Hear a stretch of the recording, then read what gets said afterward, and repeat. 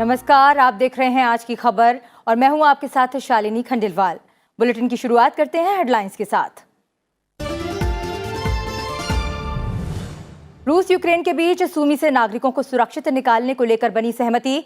पलायन करने वाले शरणार्थियों की तादाद 20 लाख के पार। रूसी विमानों की यूक्रेन के कई शहरों पर भारी बमबारी। यूक्रेन के सूमी से सभी भारतीय छात्रों को सुरक्षित निकाला गया। भारतीय छात्र बसों से पोलतावा के लिए रवाना। संयुक्त राष्ट्र सुरक्षा परिषद में भारत ने उठाया मानवीय संकट का मुद्दा। कोरोना के बाद देश की अर्थव्यवस्था फिर से पकड़ रही रफ्तार। Financing for growth and aspirational economy webinar में बोले प्रधानमंत्री, बजट में उच्च विकास की गति को बनाए रखने के लिए उठाए कई कदम।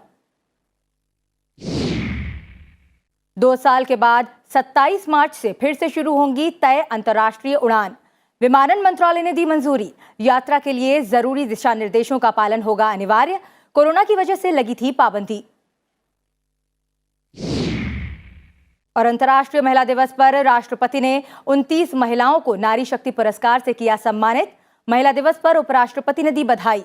योजनाओं के माध्यम से महिलाओं के सशक्तिकरण पर प्रधानमंत्री का जोर।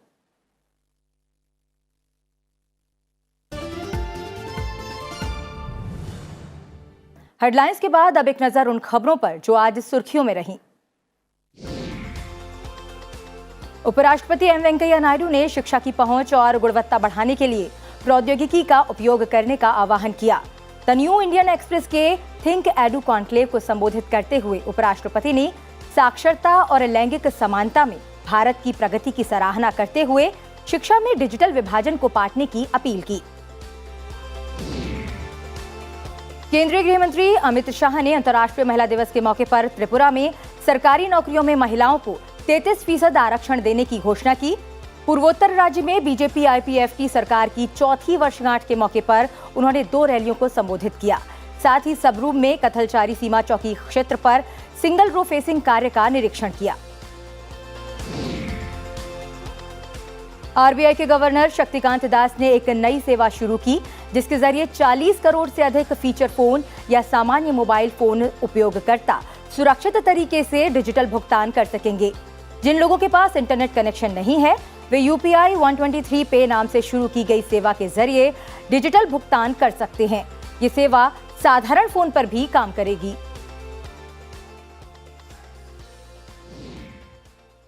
Primarily, the helpline will help the customers if he needs any clarification, if a payment is not going through, or if he wants to know to whom to make a particular kind of complaint, he is encountering some difficulty. So the helpline is essentially for those who need help. सेना प्रमुख general Manoj Mukund Naravane ने आज major Ajay Singh, नायब सूबेदार संजीव कुमार, एमडब्ल्यूओ अंशु तिवारी और नौसेना अधिकारी संजय कुमार सहित 4 रक्षा कर्मियों को उनकी साहसिक गतिविधियों के लिए यूएसआई मैकग्रेगर पदक पुरस्कार से सम्मानित किया। मणिपुर के 2 जिलों के 7 मतदान केंद्रों पर कड़ी सुरक्षा के बीच आज वोट डाले गए। इन मतदान केंद्रों पर हिंसा के बाद चुनाव आयोग ने पुनर्मतदान कराने का निर्देश दिया था। दूसरे चरण में अनुमानित 84.90% मतदान हुआ था। मोहाली में एक अदालत ने शिरोमणि अकाली दल नेता बिक्रम सिंह मजीठिया की न्यायिक हिरासत 22 मार्च तक के लिए बढ़ा दी है। मादक द्रव्य मामले के सिलसिले में 24 फरवरी को समर्पण करने के बाद उन्हें 2 हफ्तों के लिए न्यायिक हिरासत में भेज दिया गया था। देश में एक दिन में कोविड-19 के 3,993 नए मामले सामने आए हैं, जो 662 दिनों में संक्रमण के सबसे कम मामले हैं। संक्रमण की दैनिक दर 0.46% दर्ज की गई, जबकि साप्ताहिक संक्रमण दर 0.68% दर्ज की गई। स्वस्थ होने वाले लोगों की राष्ट्रीय दर 98.68% है। भारत और चीन पूर्वी लद्दाख में गतिरोध वाले बाकी क्षेत्रों से संबंधित मुद्दों को सुलझाने के लिए शुक्रवार को 15वें दौर की उच्च स्तरीय सैन्य वार्ता करेंगे। इस साल 12 जनवरी को हुई बातचीत के 14वें दौर में कोई नई सफलता नहीं मिली। भारत ने मानवीय सहायता के तौर पर अफगानिस्तान को अटारी वाघा बॉर्डर के जरिए 2000 मीट्रिक टन गेहूं की तीसरी खेप रवाना की। इससे पहले भारत 2 खेपों में अफगानिस्तान को 4000 मीट्रिक टन गेहूं भेज चुका है। मार्च के आखिर तक 10,000 मीट्रिक टन अनाज भेजा जाएगा। अब खबरें विस्तार से। यूक्रेन के पूर्वी शहर सुमी में नागरिकों को बचाने के मकसद से सुरक्षित गलियारा खुलने को लेकर सहमति बन गई है। दोनों पक्ष पूर्वी यूक्रेन के समय के अनुसार सुबह 9 बजे से रात 9 बजे तक संघर्ष विराम के लिए सहमत हो गए हैं। यूक्रेन की सरकार ने सुमी, जितोमिर, खार्किव, मारियुपोल और बुचा समेत कीव के उपनगरों से लोगों को सुरक्षित जाने देने के लिए मानवीय गलियारा खोलने की मांग की थी। इस बीच संयुक्त राष्ट्र के मुताबिक यूक्रेन छोड़कर जाने वाले शरणार्थियों की संख्या 20 लाख के पार पहुंच गई, जो द्वितीय विश्व युद्ध के बाद यूरोप में सबसे बड़ा पलायन है। ये जानकारी ऐसे समय में आई है जब सुरक्षित गलियारों से नागरिकों को निकालने के प्रयासों को लेकर उम्मीद नजर आई। युद्धग्रस्त यूक्रेन के सुमी शहर से सभी भारतीय छात्रों को निकाल लिया गया है और छात्र बसों में सवार होकर पोल्तावा शहर के लिए रवाना हो गए हैं। ऑपरेशन गंगा अभियान के तहत उड़ानों में उन्हें भारत वापस लाया जाएगा। यूक्रेन में भारतीय दूतावास ने कहा है कि सुमी में फंसे भारतीय छात्रों की पोल्तावा से होते हुए पश्चिमी सीमाओं तक सुरक्षित निकासी में समन्वय के लिए मिशन का एक दल पोल्तावा शहर में तैनात है। सुमी में रूसी और यूक्रेनी सैनिकों के बीच कई दिनों से जंग जारी रहने की वजह से वहां से छात्रों को निकालने में मुश्किलें आ रही थीं। प्रधानमंत्री ने कल रूस के राष्ट्रपति व्लादिमीर पुतिन और यूक्रेन के राष्ट्रपति वोलोदिमीर ज़ेलेंस्की से फोन पर बात की थी और सुमी से भारतीय छात्रों को सुरक्षित निकालने के तरीकों पर चर्चा की थी, जो पूर्वी यूरोपीय देश पर रूस के हमले के बाद वहां फंसे हुए थे। हमारे एक ही स्थान है, खार्किव से पूरा इवैक्यूएशन हो गया है, पेसोचिन से हो गया है, सिर्फ एक स्थान है, उसका नाम है सुमी। सुमी में इस समय हमारे कोई कल रात को 700 बच्चे थे, पर 694 एग्जैक्ट, मैंने they were already in buses and moving out of Sumy to a place called पोल्टोवा, जो सेफ है। फिर पोल्टोवा से आगे लाया जाएगा। आपने सुना केंद्रीय मंत्री हरदीप सिंह पुरी को, जिन्होंने सुमी से भारतीय छात्रों को सुरक्षित निकाले जाने के बारे में जानकारी दी। इससे पहले भारत ने संयुक्त राष्ट्र सुरक्षा परिषद में कहा था कि रूस और यूक्रेन दोनों से बार बार अपील के बावजूद पूर्वी यूक्रेन के शहर सुमी में फंसे भारतीय छात्रों को निकालने के लिए सुरक्षित गलियारा नहीं बन पाया है और वो इसे लेकर बेहद चिंतित हैं। संयुक्त राष्ट्र में भारत के स्थानीय प्रतिनिधि टी.एस. तिरुमूर्ति ने कहा कि भारत हर तरह की शत्रुता को समाप्त करने का लगातार आह्वान करता रहा है। उन्होंने कहा कि भारत ने सभी निर्दोष भारतीय नागरिकों को यूक्रेन से सुरक्षित निकालने की मांग की है। We have also reiterated our urgent demand for safe and uninterrupted passage for all innocent civilians, including Indian nationals remaining in Ukraine. We are deeply concerned that despite our repeated urgings to both sides, the safe corridor for our students stranded in Sumy did not materialize. Operation Ganga के तहत Ukraine से अब तक 18,000 से ज्यादा भारतीय नागरिकों को निकाला गया है। यह अभियान युद्ध स्तर पर जारी है। रूसी सेना के हमले के मद्देनजर यूक्रेन का हवाई क्षेत्र 24 फरवरी को ही बंद कर दिया गया था। इसके बाद यूक्रेन के पड़ोसी देश रोमानिया, हंगरी, स्लोवाकिया और पोलैंड से विशेष उड़ानों के जरिए फंसे हुए भारतीय नागरिकों को वापस लाया जा रहा है। इवैक्यूएशन बसेस के लिए या फिर हमारी फ्लाइट्स के लिए गवर्नमेंट ने बहुत हेल्प किया, खाना वाना वहाँ पे बहुत अच्छे से प्रोवाइड हुआ है, तो थैंक यू उसके लिए। नहीं तो 9 दिन अपने बंकरों में रखा हॉस्टल्स के और उन्होंने वहाँ पे खाना प्रोवाइड किया, तो बहुत सिचुएशन इंकरेजिंग तो नहीं है वहाँ पे, बट स्टिल सम हम निकल के आए हैं। तो यहाँ पे हम इंडियन गवर्नमेंट का भी थैंक यू करना चाहेंगे कि उन्होंने बहुत अच्छा हमारे लिए अरेंजमेंट किया बॉर्डर के बाद। बहुत ज़्यादा हमारे एजेंट्स ने इतना हमारा करा है कि शायद हम अपनी ज़िंदगी उनके लिए पूरी करते हैं डिवोट। उन्होंने हमारा बहुत ज़्यादा करा सर। इनिशिएटिव मैं बहुत ज़्यादा अप्रिशिएट करूंगी, शायद उन्हीं का एफर्ट है कि आज हम लोग यहाँ हैं।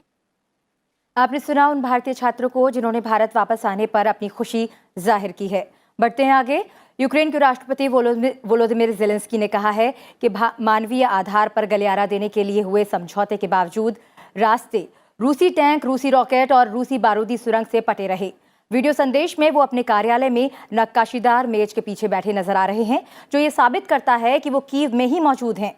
राष्ट्रपति ज़ेलेंस्की ने जारी वीडियो संदेश में आरोप लगाया कि मारियुपोल में बच्चों समेत आम लोगों तक खाना और दवाएं पहुंचाने के लिए जिस रास्ते पर सहमति बनी थी, उन सड़कों पर भी बारूदी सुरंग बिछाई गई थी। राष्ट्रपति ज़ेलेंस्की ने कहा कि ये महज निराशावादी कदम है। सोमवार को वार्ता के दौरान रूस ने यूक्रेन के पश्चिमी हिस्से की बजाय उसके सहयोगी देश बेलारूस के रास्ते लोगों को निकलने देने का प्रस्ताव किया था। इधर रूसी विमानों ने पूर्वी और मध्य यूक्रेन के शहरों पर भारी बमबारी की है। राजधानी कीव में भी गोलाबारी की खबर है। रूसी सैन्य बलों ने ओख्तिर्का में रिहायशी इमारतों पर बम गिराए और एक परमाणु संयंत्र नष्ट कर दिया। कीव के पश्चिम में झितोमिर और पड़ोसी शहर चेरनियाकीव में तेल डिपो पर भी बमबारी की खबरें हैं। अमेरिका और यूरोपीय देशों के दूतावास हमले से पहले ही कीव से लवीव स्थानांतरित हो गए थे। लवीव पोलैंड की सीमा पार करने वाले लोगों के लिए मुख्य ट्रांजिट केंद्र है। इस बीच रूस के राष्ट्रपति व्लादिमीर पुतिन ने कहा है कि यूक्रेन में विशेष सैन्य अभियान को अंजाम देने में केवल पेशेवर सैनिकों को शामिल किया जाएगा। राष्ट्रपति पुतिन ने कहा है कि सैनिक जबरदस्ती अभियान में भाग नहीं ले रहे हैं और न ही भविष्य में भाग लेंगे। उन्होंने विशेष सैन्य अभियान में भाग लेने वाले सैनिकों के रिश्तेदारों को संबोधित करते हुए ये बात कही। रूस 24 फरवरी से यूक्रेन के खिलाफ सैन्य अभियान चला रहा है। बेहद उतार चढ़ाव भरे कारोबार में घरेलू शेयर बाजारों के मानक सूचकांक सेंसेक्स और निफ्टी 4 कारोबारी सत्रों के बाद आज बढ़त लेने में सफल रहे। कारोबार के अंत में सेंसेक्स 53,424.26 अंक पर बंद हुआ, जो पिछले दिन की तुलना में 581.34 अंक यानी 1.10% अधिक है। इसी तरह नेशनल स्टॉक एक्सचेंज का निफ्टी भी शुरुआती कारोबार में 115.75 अंक की गिरावट पर रहा। दिन भर रही उठापटक के बाद ये 16,013.45 अंक पर बंद हुआ, जो 150.30 अंक यानी 0.95% की बढ़त को दर्शाता है। वहीं अमेरिका के शेयर बाजारों में गिरावट देखी गई। इस बीच अंतर्राष्ट्रीय तेल मानक ब्रेंट क्रूड 2.87% उछाल के साथ $126.6 प्रति बैरल पर पहुंच गया। कोरोना महामारी के बाद भारत की अर्थव्यवस्था फिर से गति पकड़ रही है और यह आर्थिक क्षेत्र में सरकार के फैसलों और देश की अर्थव्यवस्था की मजबूत बुनियाद का प्रतिबिंब है। विकास और आकांक्षी अर्थव्यवस्था के लिए वित्त पोषण, इस विषय पर आयोजित वेबिनार को संबोधित करते हुए प्रधानमंत्री नरेंद्र मोदी ने ये बातें कहीं। उन्होंने कहा कि इस बार के आम बजट में तेज गति से विकास को जारी रखने के लिए कई कदम उठाए गए हैं। उन्होंने कहा कि 21वीं सदी के भारत की प्रगति को तेज गति देने के लिए देश की जो प्राथमिकता है, उसमें वित्तीय संस्थानों की भागीदारी अहम है। 100 साल में आई सबसे बड़ी महामारी के बीच भारत की अर्थव्यवस्था फिर से गति पकड़ रही है। ये हमारे आर्थिक फैसलों और हमारी अर्थव्यवस्था की मजबूत बुनियाद का प्रतिबिंब है। ड्रोन, अंतरिक्ष और जियो स्पेशल क्षेत्र में लिए गए सरकार के फैसलों को गेम चेंजर करार देते हुए प्रधानमंत्री ने आह्वान किया कि इन क्षेत्रों में भी अब भारत को दुनिया के शीर्ष 3 देशों में जगह बनाने के लिए काम करना चाहिए। 21वीं सदी के भारत की प्रगति को तेज गति देने के लिए हमें अपने सभी प्रायोरिटी सेक्टर्स में फाइनेंशियल वायबल मॉडल्स को प्राथमिकता देनी होगी। बढ़ते हैं आगे और बात करते हैं राज्यों से जुड़ी हुई खबरों की।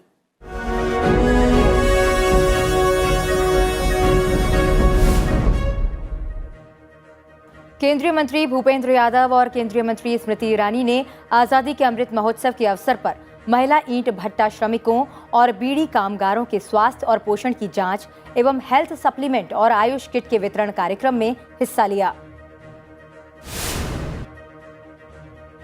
गोवा के मुख्यमंत्री प्रमोद सावंत ने चुनाव नतीजों के आने से पहले प्रधानमंत्री नरेंद्र मोदी से मुलाकात की। उन्होंने विधानसभा चुनाव जीतने और क्षेत्रीय दलों की मदद से राज्य में अगली सरकार बनाने का भरोसा जताया। प्रदेश में 10 मार्च को मतगणना होनी है। हरियाणा के मुख्यमंत्री मनोहर लाल खट्टर ने आज वित्त वर्ष 2022-23 के लिए 1,77,000 करोड़ रुपए का बजट पेश किया। मुख्यमंत्री ने बजट पेश करते हुए महिलाओं के लिए सुषमा स्वराज पुरस्कार और हरियाणा मातृशक्ति उद्यमिता योजना शुरू करने की घोषणा की। सुषमा स्वराज पुरस्कार विभिन्न क्षेत्रों में राष्ट्रीय और अंतर्राष्ट्रीय स्तर पर महिलाओं को उनके महत्वपूर्ण योगदान या उपलब्धियों के लिए दिया जाएगा। आंध्र प्रदेश में राज्यपाल के अभिभाषण के साथ विधानसभा के बजट सत्र का शुभारंभ हो गया है। हालांकि अभिभाषण के दौरान गतिरोध देखने को मिला। टीडीपी विधायकों ने कार्रवाई का बहिष्कार करते हुए वॉकआउट किया। हिमाचल प्रदेश विधानसभा में बजट पर चर्चा के दौरान गतिरोध देखने को मिला। जल जीवन मिशन और राशन डिपुओं में खराब दालों और तेल के मुद्दे पर सदन की कार्यवाही बाधित हुई, जिसके बाद विपक्ष ने सदन से वॉकआउट किया।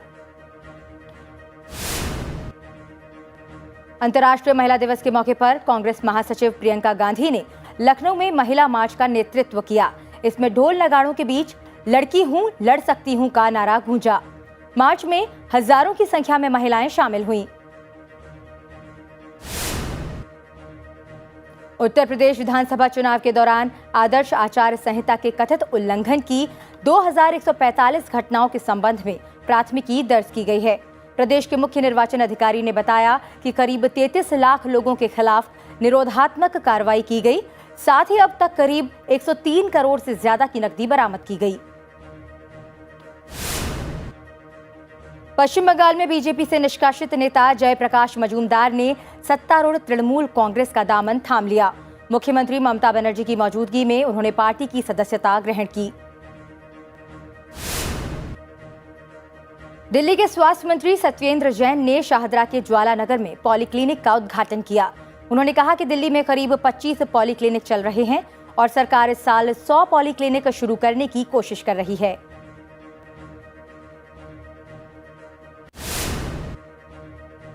आयकर विभाग ने महाराष्ट्र में सत्ताधारी शिवसेना के पदाधिकारी और शिरडी ट्रस्ट के सदस्य राहुल कनाल के यहां छापा मारा। विभाग ने मुंबई और पुणे सहित करीब 20 से अधिक परिसरों पर छापेमारी की। राहुल कनाल पर्यटन मंत्री आदित्य ठाकरे के करीबी माने जाते हैं। अरुणाचल प्रदेश में सीमा की सुरक्षा में आईटीबीपी की महिला जवान तैनात हैं। महिलाएं दुर्गम रास्तों, जंगलों और पहाड़ों पर लगातार गश्त कर रही हैं। इन महिलाओं ने साबित कर दिया है कि महिलाएं किसी भी क्षेत्र में पुरुषों से पीछे नहीं हैं। तेलंगाना के पेद्दापल्ली में खदान में हुए हादसे के बाद राहत और बचाव काम जारी है। इस हादसे की वजह से 4 लोग अब भी खदान में फंसे हुए हैं। 2 अधिकारियों सहित बचे हुए 4 लोगों को निकालने का प्रयास किया जा रहा है। मेघालय हाईकोर्ट ने राज्य के मुख्य सचिव को यह सुनिश्चित करने का निर्देश दिया है कि अवैध खनन गतिविधियां बिना किसी देरी के रोकी जाएं और राजनीतिक हस्तक्षेप से मुक्त एक समिति गठित की जाए, ताकि इस मुद्दे पर सुप्रीम कोर्ट के निर्देशों और सिफारिशों के क्रियान्वयन पर नजर रखी जा सके। बिहार के बोधगया में भगवान बुद्ध की शयन मुद्रा में दुनिया की सबसे लंबी प्रतिमा बन रही है। इसका निर्माण बुद्धा इंटरनेशनल वेलफेयर मिशन के द्वारा कराया जा रहा है। श्रद्धालु फरवरी 2023 से यहां दर्शन कर सकेंगे।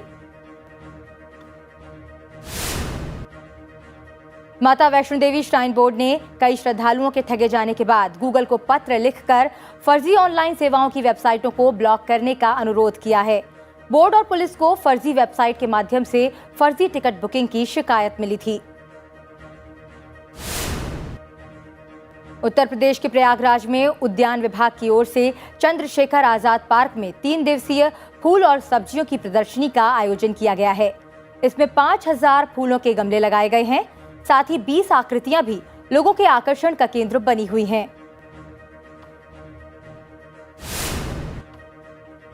तमिलनाडु के तंजावुर जिले के कुंभकोणम में एक ऑटो ड्राइवर के सरवनन महापौर बने हैं। वे करीब 20 साल तक ड्राइवर की सीट पर बैठकर ऑटो चलाया करते थे।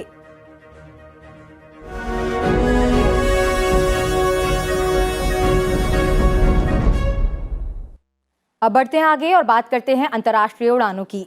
सरकार ने नियमित अंतर्राष्ट्रीय उड़ान सेवाओं को एक बार फिर बहाल करने का फैसला किया है। 27 मार्च 2022 से नियमित अंतर्राष्ट्रीय उड़ानों को बहाल करने का फैसला किया गया है। नागर विमानन मंत्रालय ने कोविड महामारी को देखते हुए मार्च 2020 में नियमित अंतर्राष्ट्रीय उड़ानों पर रोक लगा दी थी। हालांकि जुलाई 2020 से करीब 35 देशों के साथ एयर बबल व्यवस्था के तहत भारत से अंतर्राष्ट्रीय उड़ानों का परिचालन हो रहा है। नागर विमानन मंत्रालय ने कहा है कि विश्व भर में बढ़ते टीकाकरण को देखते हुए और हितधारकों से विचार विमर्श के बाद सरकार ने इस महीने की 27 तारीख से अंतर्राष्ट्रीय वाणिज्यिक यात्री सेवा शुरू करने का फैसला लिया है। मंत्रालय ने कहा है कि यात्रा के लिए स्वास्थ्य और परिवार कल्याण मंत्रालय के दिशा निर्देशों का सख्ती से पालन करना होगा। राष्ट्रपति रामनाथ कोविंद ने आज अंतर्राष्ट्रीय महिला दिवस के अवसर पर महिलाओं के सशक्तिकरण में उत्कृष्ट योगदान देने वाली 29 महिलाओं को 2020 और 2021 के लिए नारी शक्ति पुरस्कार प्रदान किया। इनमें 2020 के लिए 14 पुरस्कार और 2021 के लिए 14 पुरस्कार शामिल हैं। पुरस्कार हासिल करने वालों में मर्चेंट नेवी की कप्तान राधिका मेनन, सामाजिक उद्यमी अनीता गुप्ता, ऑर्गेनिक खेती करने वाली आदिवासी कार्यकर्ता उषा बेन, दिनेश भाई वसावा, इनोवेशन के लिए विख्यात नासिरा अख्तर, इंटेल इंडिया की प्रमुख निवृत्ति राय, डाउन सिंड्रोम से पीड़ित कथक नृत्यांगना साइली नंदकिशोर अगवाने, सांपों को बचाने वाली पहली महिला वनिता जगदेव बोराडे और गणितज्ञ नीना गुप्ता भी शामिल हैं।